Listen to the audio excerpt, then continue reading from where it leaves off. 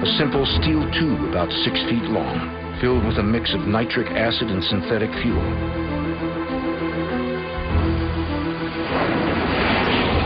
Able to travel over 6 miles in just 14 seconds.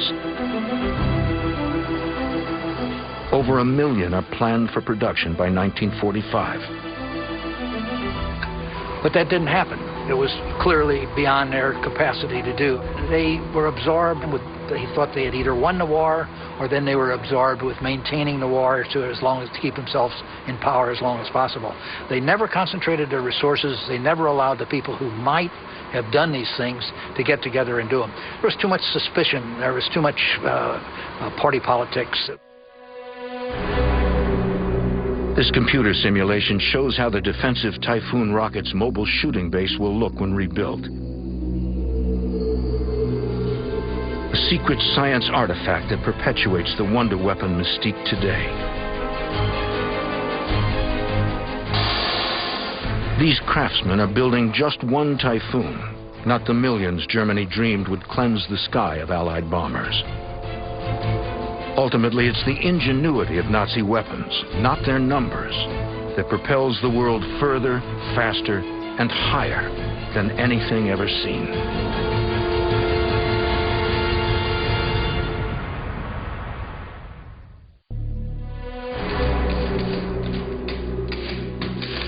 Nazi secret files reveal war machines so futuristic that it's hard to believe they were spawned in our grandparents' time.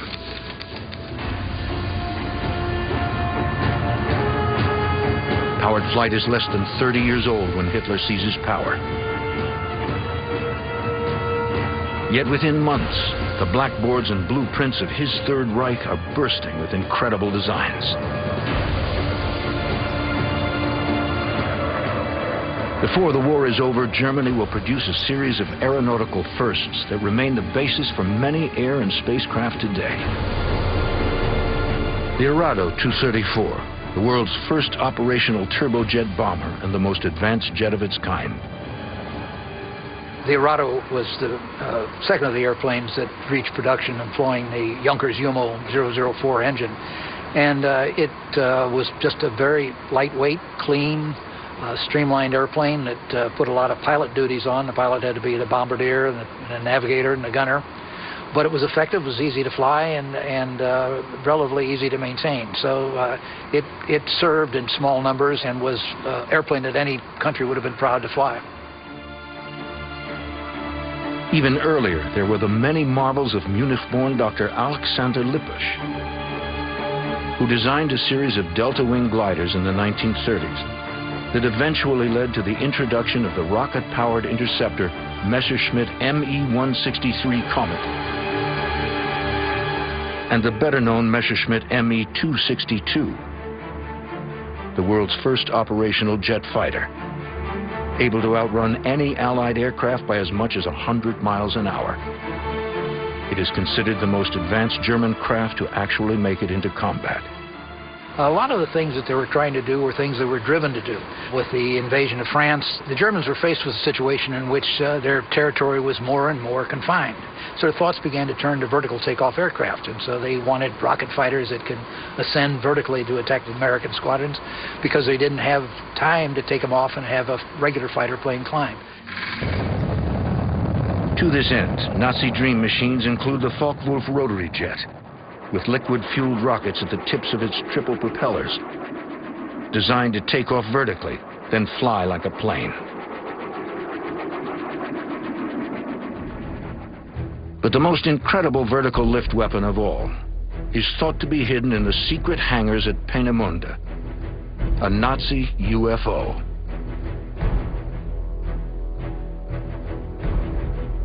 An article in German news magazine Der Spiegel later reveals the secret invention Rudolf Schriever plans for the SS from neighboring Czechoslovakia. The piloted Schriever Flugkreisel, nearly 50 feet in diameter, with 3 impulse jets on a rotor inside a circular fuselage. This UFO was never built.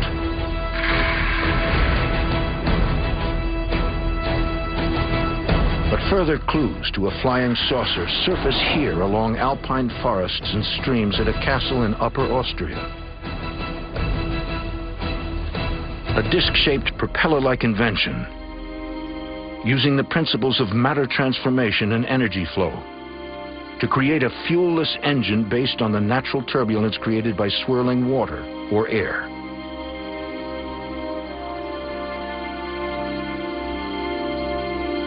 Jörg Schauberger says that his grandfather's concept for a totally new propulsion system turned rumors of a UFO into reality.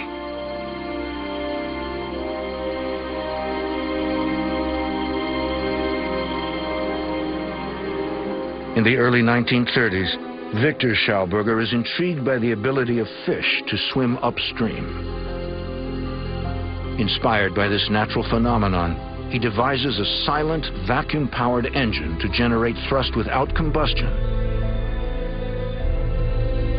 A revolutionary unit for airplanes to be pulled rather than pushed forward. He calls it the Repulsion. The Repulsion, or Repulsion in German, was meant to be some kind of reaction chamber where some transmutations would take place with the molecules that are sucked into this chamber. Even today, the Austrian would be ahead of his time. In World War II, his invention is right on course with Hitler's quest for wonder weapons. Against his will, Victor Schauberger is forced into the very heart of Nazi science, working inside a weapons lab staffed by slave labor.